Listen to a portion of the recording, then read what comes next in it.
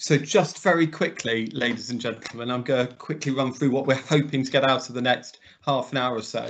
We're going to discuss a whole range of health and safety considerations related to outdoor learning focused on COVID-19 scenarios. So looking at different things you can put into practice if you're working with a bubble of young people in school grounds or near to school grounds, and trying to manage the risks associated with that.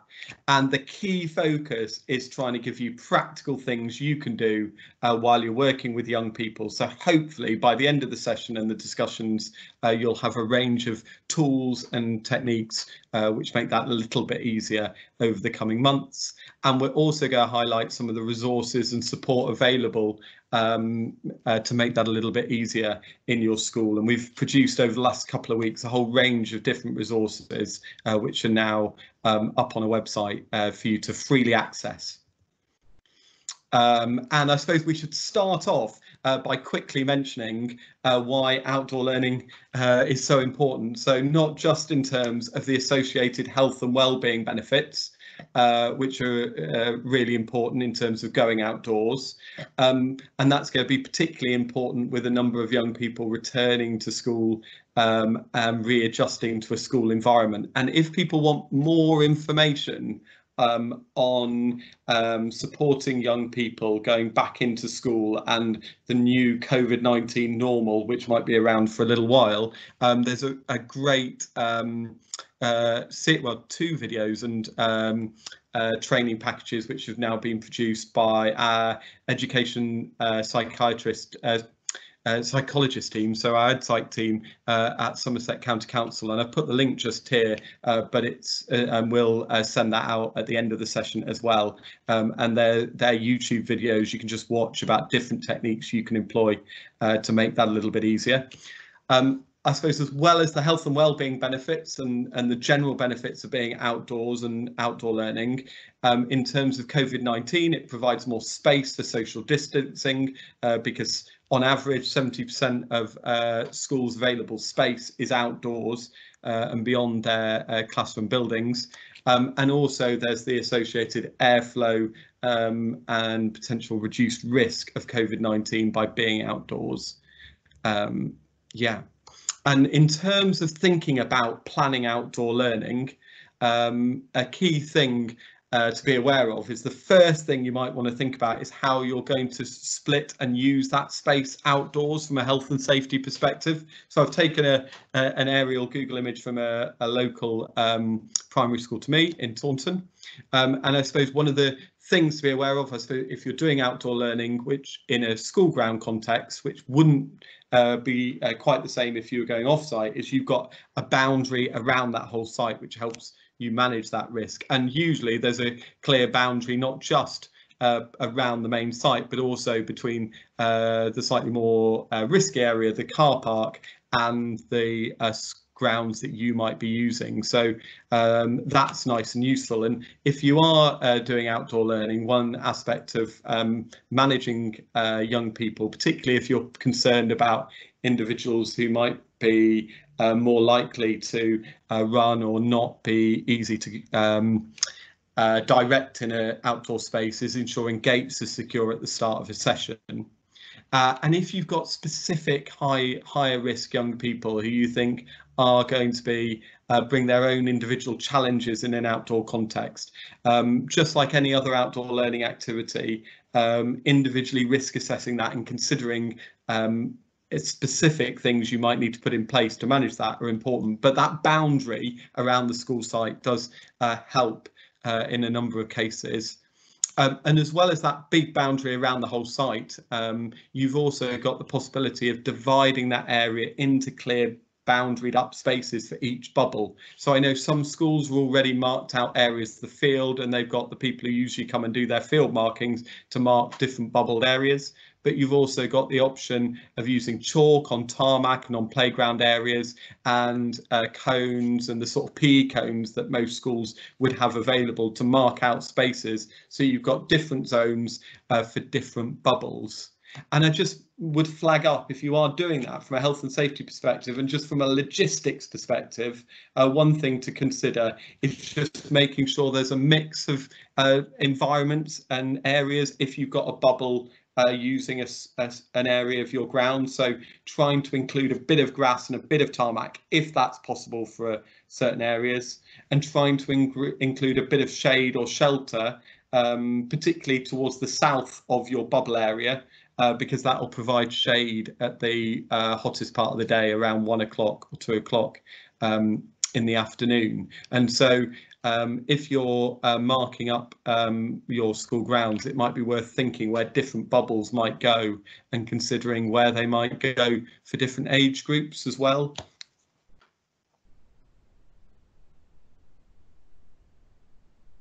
I'm going to pass over to Steve for this bit.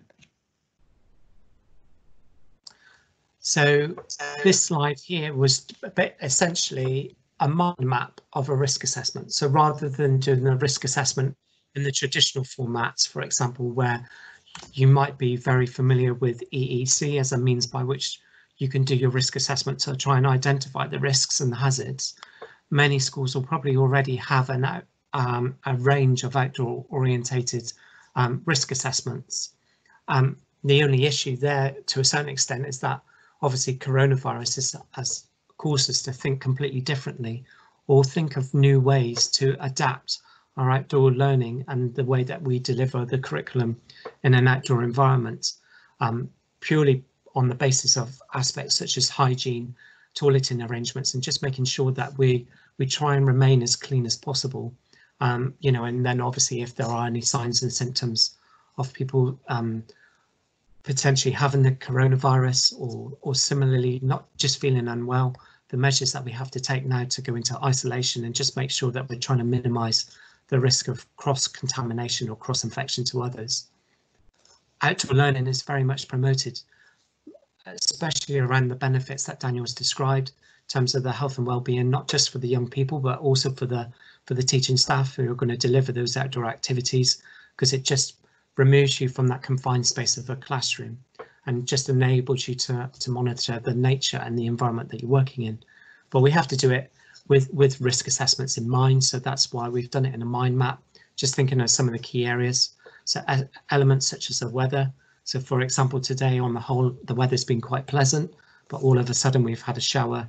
So schools, for example, have now started to look at, do we have a sort of like a sheltered area outside where we can use maybe the possibility of constructing a gazebo or some sort of other elements similar to that, where we can protect ourselves from things like the sun and the hot weather, especially during the timescale of around about 12 to 3 o'clock.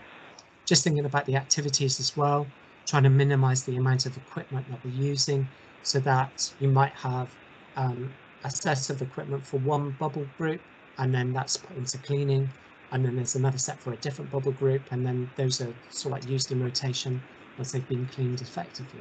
Just remember also that because you're in a local learning environment, your toileting and those sort of aspects and things like first aid as well, they don't really change a great deal. It's just maybe having to maintain the social distancing and ensuring that that child is able to go back to the school building to do the toilet as and when you agree, or just maybe to receive the first aid that they require, you know, if an accident occurs, such as a slip or trip as well, especially if we're continuing to work in an outdoor environment, say in September, October time, as autumn descends on us, and then we start to have leaves and other detritus fall off the trees, or, you know, the grounds just become a little bit more dirty and muddy, etc. Can you move on to the next slide, Daniel, please? Yeah. So as I alluded to, risk assessments is a useful process. It might just help to identify some of the key risks within your school boundary or within the bubbles that you're creating on the school site, together with the activities that you're delivering. So just remember about things like the equipment and the hygiene, the social distancing, toileting arrangements, and just making sure that you've got those sort of like measures in place. But it doesn't have to be onerous. It's just hopefully some slight adaptations that you're already familiar with in terms of existing outdoor learning curriculum activities that you deliver already.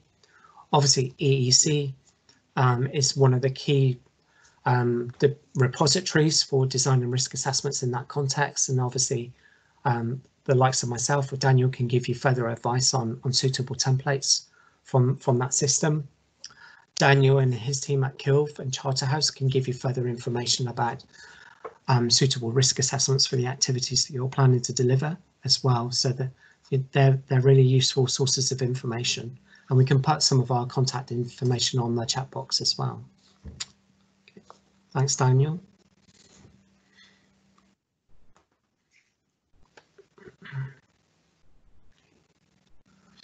So this slide here just gives a really unique example of a possible hand washing facility, especially in the outdoor environment. So obviously we might be commonly familiar with things like hand gels as a form of sanitizer within the classroom, but over a period of time that could have an impact on skin conditions, etc., because of the alcoholic content. So this is a very much like a Blue Peter job in a way, where we're using hand soap and water, using things like large jerry can type water bottles just to enable us to have sufficient supplies of water, so that the children and the groups that are interacting and playing, if they fall over or if they're touching like the surfaces on a regular basis, there's soap and water readily available for them to wash their hands on a regular basis, which is one of the key aspects that we've all been asked to do during this particular pandemic. It is cleverly designed. You're using things like fencing and ropes, and then hanging those materials off that rope so that they're not touching the ground themselves, but it's easily accessible. It can easily be dispensed and used on a regular basis. And then obviously at the end of the day, the water that was used in the jerry cans, if there's any left over, they can be emptied and then refilled with fresh water for either the next session or the next day.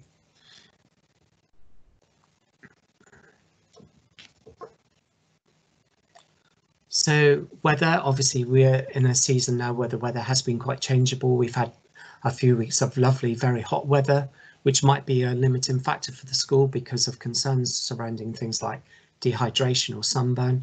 So as an adaptation, we might look to use a canopy, a gazebo, or like an outdoor shelter that's already available on the school site, just to minimise those type of activities.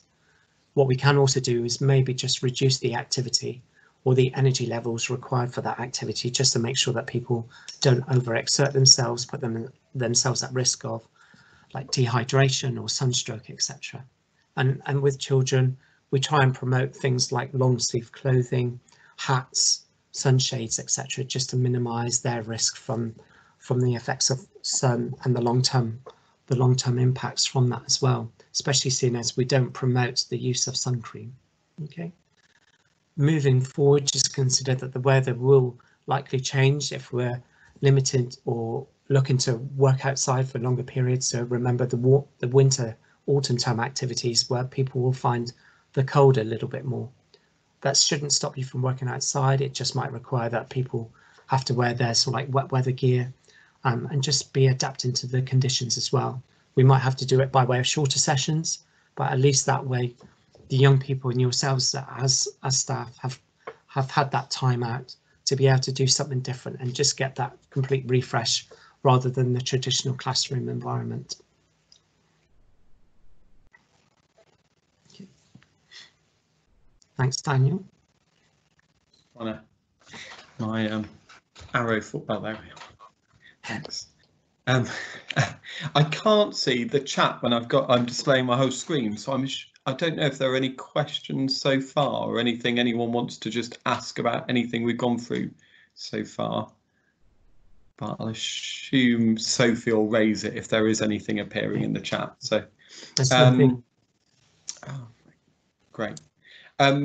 In terms of thinking about outdoor space near to schools, I know a lot of schools, particularly in Somerset, are really blessed by the array of environments within their school grounds, and trees and natural areas, bits of pond, large playgrounds. But I know not every school has as much outdoor space. So one thing some schools might be considering is how they can use other spaces adjacent to their schools. So thinking about a couple of the schools right near me in Taunton, they border really large parks, even though they don't have huge amounts of grounds and space on their own site, and that might be an option, particularly if you're trying to allow for more space for each bubble and managing and mitigating that risk.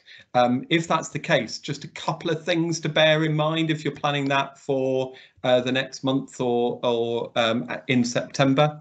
Obviously, there are still government COVID-19 rules around social distancing, and at the moment, ironically, you can work with your bubble of young people on school grounds and those 15 young people, but when you're in a public space, I think currently within England we're at a limit of, Steve will help me out here, is it 6 people socially distancing? Yes, it is.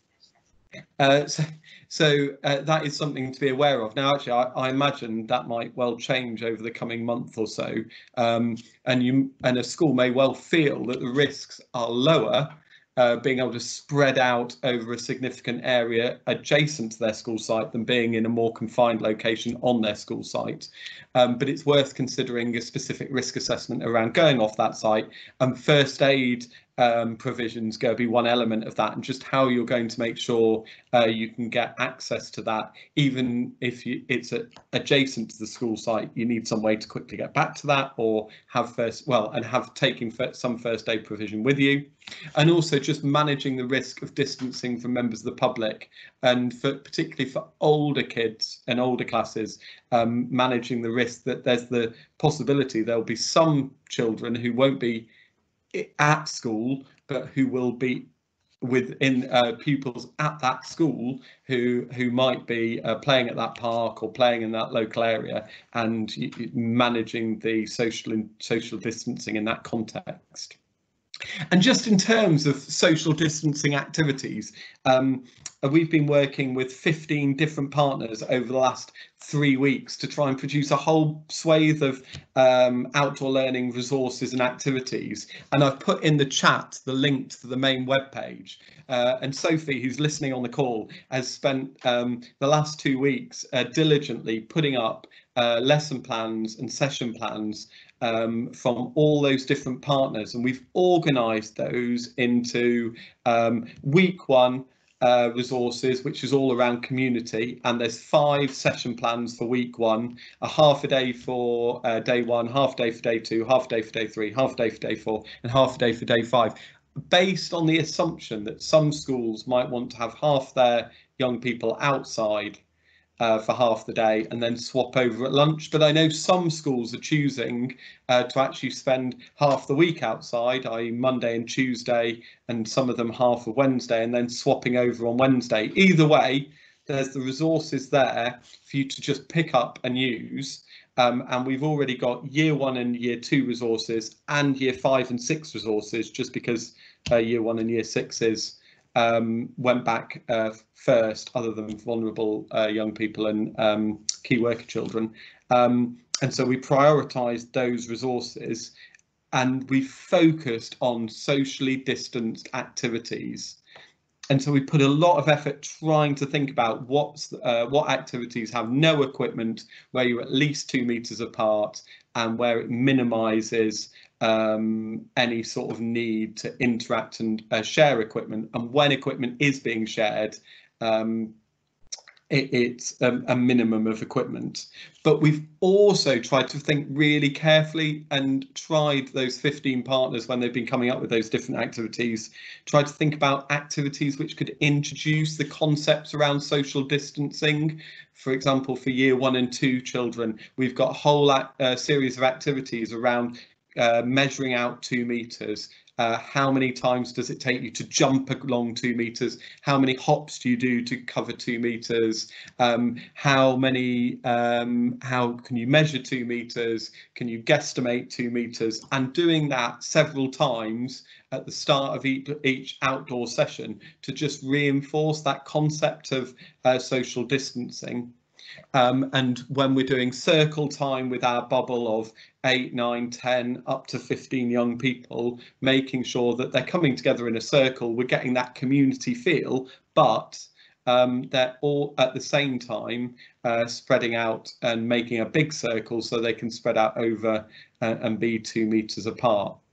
And we're aware that actually one of the key things for children, and one of the key things schools are trying to support, is social interaction, when young people have often been isolated for a number of months, not seeing many other children and young people. So while social distancing, we try to also build in a lot of activities where young people are mirroring other people, where they're interacting just with that 2-metre gap.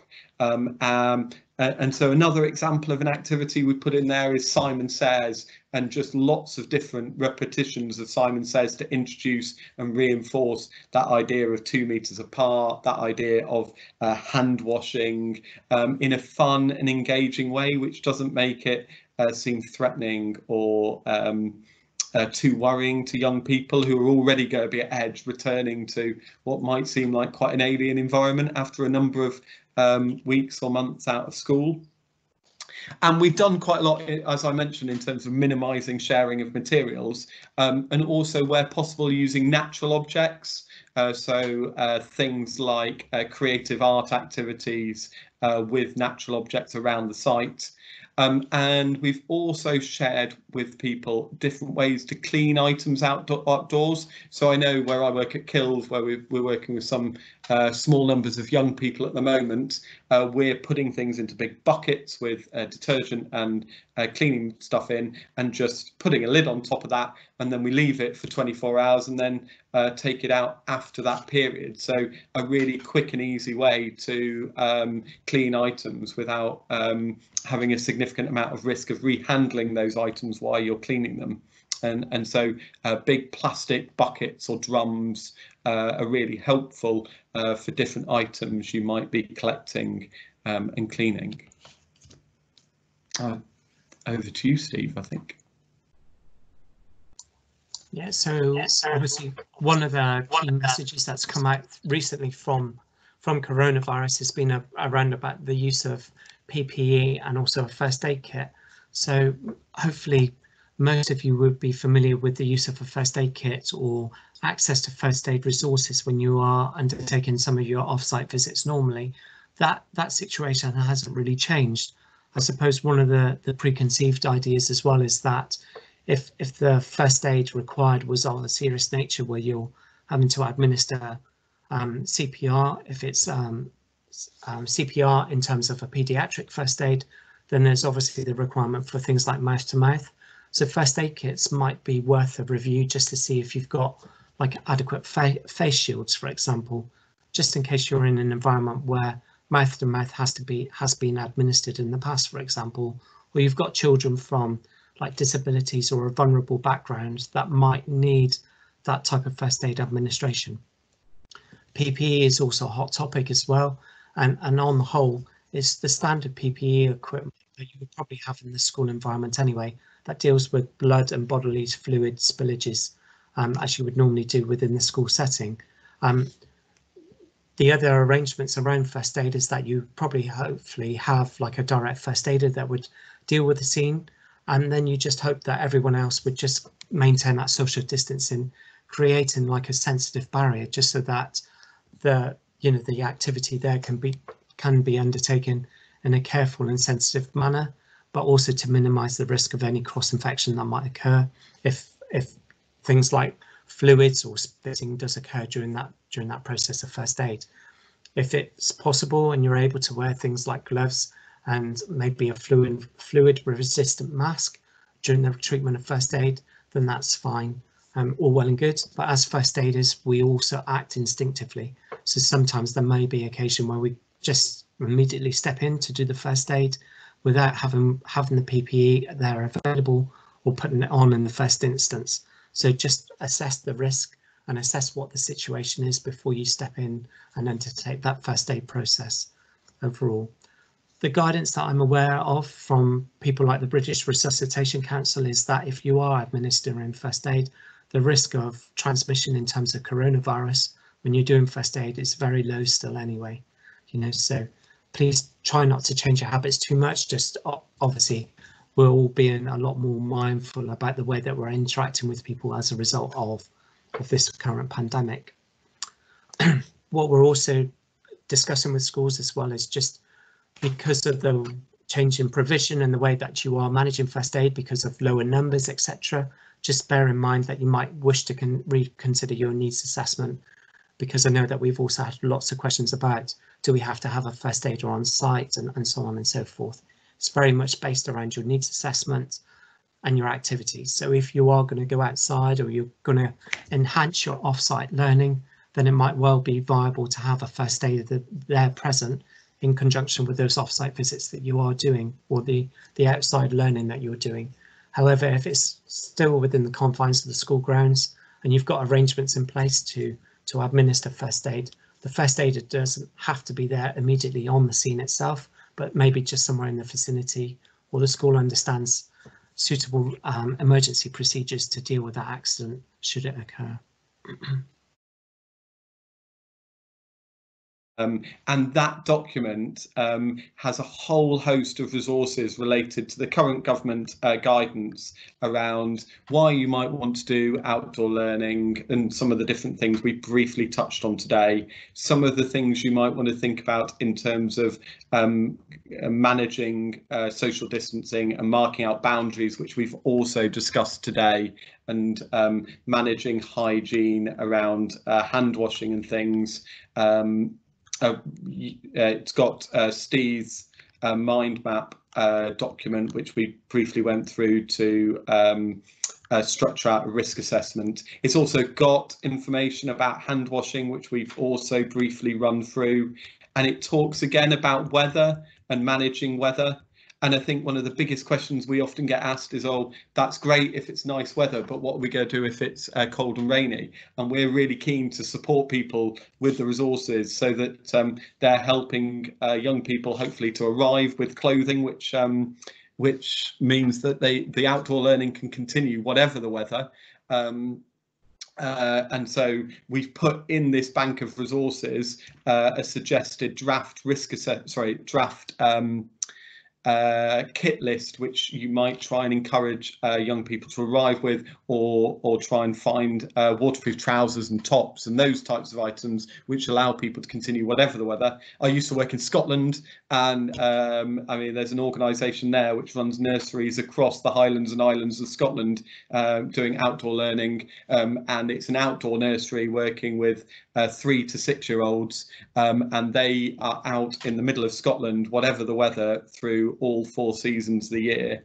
I think in Oban and Aviemore they face some significantly worse weather than we usually experience in Somerset, but a lot of it's just about making sure the young people and the children arrive in warm clothes and full waterproof, so they can carry on regardless of whatever's thrown at them. So that's in there, and that kit list is here, and it's all in Word format, so anyone can download it and alter it and manage it, change it for their own circumstances. And also there's a draft COVID-19 related risk assessment document ready to go for you to look through, and your school could adapt if that's helpful as well, with links to different government guidance and things embedded in it, and that's all on the main website page, and the main website page link is there. And I hope that sort of half an hour has been useful in terms of talking a little bit about the key risks and ways you might be able to mitigate and manage those over the coming few weeks and months, because we're really conscious, Steve and I, that schools have got some significant challenges trying to juggle a whole range of challenges at quite a difficult time, and we want to do whatever we can to support you. I don't know, Steve, if you've got anything you want to add. No, I don't think so, Daniel. Just you covered it very well there. And obviously, like Daniel said, we're always on the end of the phone or end of an email, for example, if you do have any specific questions about the activity that you're looking to organise or design. And then